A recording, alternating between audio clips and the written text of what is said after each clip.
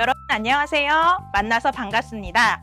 오늘은 선생님과 바다의 미래라는 이야기를 주제로 함께 이야기를 나눠보려고 합니다. 선생님은 대전 배울초등학교 교사 신정윤입니다. 여러분들은 바다를 사랑하고 바다의 환경과 생태계에 관심이 많은 친구들이니만큼 바다에 어떤 생물들이 살고 있는지도 잘 알고 있겠죠? 선생님이 바다에 어떤 생물이 사는지에 대한 간단한 퀴즈를 준비했습니다. 퀴즈를 풀어보면서 오늘의 이야기를 시작해 봅시다. 선생님이 사진을 보여주면 그 생물이 어떤 생물인지 이야기해 보세요. 첫 번째 사진입니다. 어떤 동물일까요? 네, 너무 귀여운 돌고래입니다. 두 번째 사진입니다. 어떤 동물일까요? 조금 어려웠나요? 네, 바다거북입니다. 바다거북은 육지거북과 전체적인 모양은 비슷하지만 수중생활에 더 잘 적응할 수 있도록 다리가 지느러미로 바뀌었습니다. 세 번째 사진입니다. 어떤 동물일까요? 네, 집게발을 가지고 있는 개입니다. 갯벌에서 우리는 여러 종류의 개를 볼 수 있죠. 여러분은 어떤 바다 생물을 좋아하나요?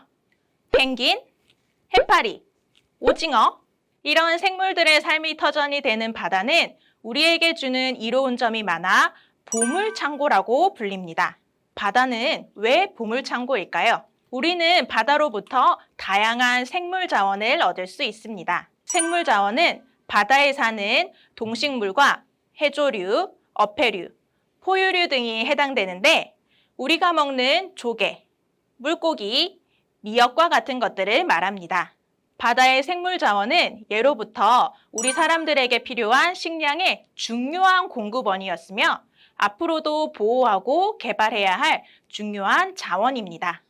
뿐만 아니라 바다는 생물이 살기 알맞게 기후 조절을 해주는 역할을 하기도 합니다. 지구 표면의 70% 정도가 바다인데 물은 비열이 커서 지구의 온도가 급격하게 올라가거나 또는 급격하게 내려가지 않고 일정하게 변화할 수 있도록 도와줍니다. 파래나 감태와 같이 바닷속에 사는 식물들은 지구의 이산화탄소를 흡수해서 지구 온난화도 막아준답니다. 사람들이 배출하는 이산화탄소의 약 31%가량을 바닷속 해양 생물들이 흡수한다고 하니 엄청난 양이죠? 해양 석유 및 천연가스도 귀중한 자원입니다. 현재 세계 산유량의 약 30%가 바다에서 생산된다고 하는데 탐사 기술을 더욱 발전시킨다면 지금까지 알려지지 않은 해저의 유전에서도 원유를, 석유를 얻을 수 있을 것입니다.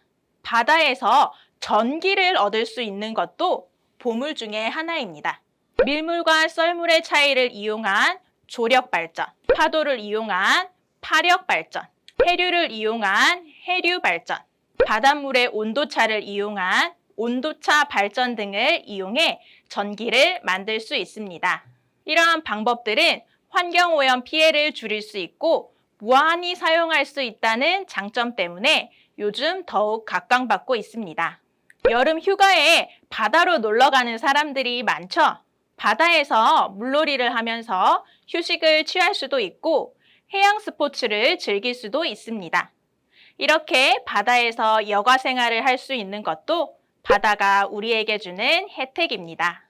이처럼 우리 곁에 바다가 있다는 것은 커다란 축복입니다.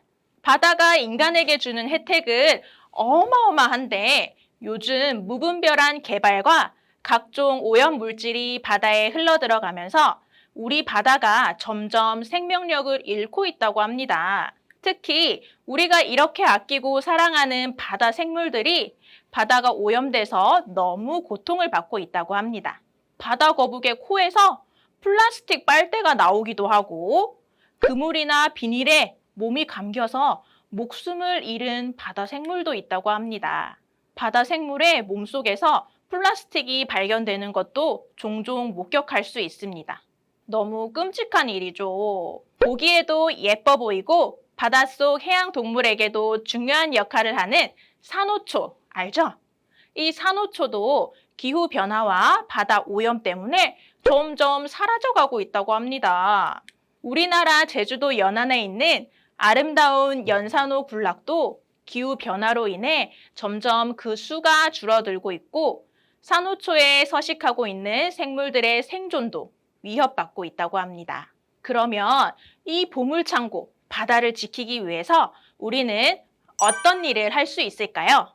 또 과학자들은 어떤 일을 하고 있고 어떤 기술들이 개발되고 있을까요? 우리는 바다로 버려지는 쓰레기를 줄이기 위해 노력해야 합니다. 플라스틱 컵이나 빨대 등 일회용품 사용을 줄이고 여러 번 사용할 수 있는 제품으로 바꿔서 사용해 보기 바랍니다. 물건을 살 때에도 비닐이나 스티로폼 등의 포장을 최소화하고 플라스틱 제품은 스티커나 내용물을 깨끗하게 제거하고 분리 배출하기 바랍니다.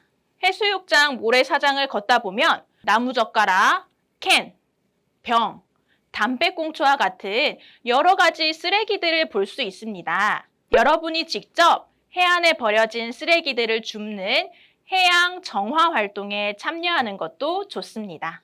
스킨스쿠버들은 바닷속으로 직접 들어가서 수중 정화 활동을 하기도 한답니다. 물론 아무리 해양 정화 활동을 열심히 한다고 하더라도 해변에 버려진 쓰레기들을 100% 수거할 수 없기 때문에 미리 쓰레기를 버리지 않는 것이 더욱 중요합니다. 혹시 수중 로봇에 대해 들어본 적 있나요? 수중 로봇은 이름 그대로 깊은 수심의 위험한 작업 환경에서 사람들을 대신해서 다양한 작업을 수행하는 로봇을 말합니다. 우리나라에서 만든 수중 건설 로봇들은 바다 깊은 곳에서 바다 환경을 조사하거나 바닷속에서 구조물을 만드는 일을 한다고 하니 대단하지 않나요? 또 우리나라에는 세계적으로 인정받는 해양과학기지들이 있습니다. 해양과학기지는 바다를 관찰하는 연구소인데 우리나라로 접근하는 태풍 등 바다의 기상현상을 감시하고 날씨 변화와 바다의 환경 변화를 관측하는 역할을 합니다. 기업에서도 바다 생태계 문제에 관심을 갖고 있습니다. 폐기물을 재활용한 재생 소재로 모자를 만들기도 하고 폐기물을 이용해 젠가 장난감을 만드는 기업도 있습니다. 우리나라 기업에서는 폐기물을 재활용한 친환경 나일론 섬유를 만들었다고 합니다. 캠페인이나 환경 행사에도 관심을 가져봅시다. 매년 9월 셋째 주 토요일은 바다의 생태계를 깨끗이 만들어 보자고 세계인들이 함께 다짐하는 날인 국제 연안 정화의 날입니다. 우리나라에서는 국제 연안 정화의 날에 참가자들이 각자의 지역에서 해양 쓰레기를 수거한 후에 카드에 쓰레기의 종류와 수량을 기록해서 해양 쓰레기의 특성을 파악하고 해양 쓰레기를 효과적으로 줄일 수 있는 방법에 대해서 연구하고 있습니다. 또 4월 5일은 식목일이죠. 그런데 여러분, 바다 식목일도 있다는 사실을 알고 있나요? 우리나라에서는 바닷속 생태계의 중요성을 알리고 바다가 황폐화되는 것의 심각성을 알리기 위해서 매년 5월 11일 바닷속에 해조류를 심는 날인 바다 식목일로 정했답니다. 해양생물의 터전이 되고 바닷물 속에 있는 오염물질을 걸러내어 정화시키는 능력이 탁월한 해조류를 심는 등의 행사를 개최하는 날입니다. 사람들이 관심을 가질 수 있게 바다숲 조성 모습이 담긴 영상이나 어업인 인터뷰 영상을 상영하기도 하고 바다 식물을 기념한 샌드아트 퍼포먼스나 바다숲 사진전과 같은 다양한 행사도 진행한답니다. 지금까지 선생님과 함께 바다에 숨어있는 다양한 보물들을 함께 찾아보고 그 보물들을 지키기 위한 여러 가지 노력들에 대해서 알아보았습니다. 오늘은 해양 생태계를 건강하고 아름답게 지키는 일에 관심을 기울이는 하루가 되길 바랍니다. 감사합니다.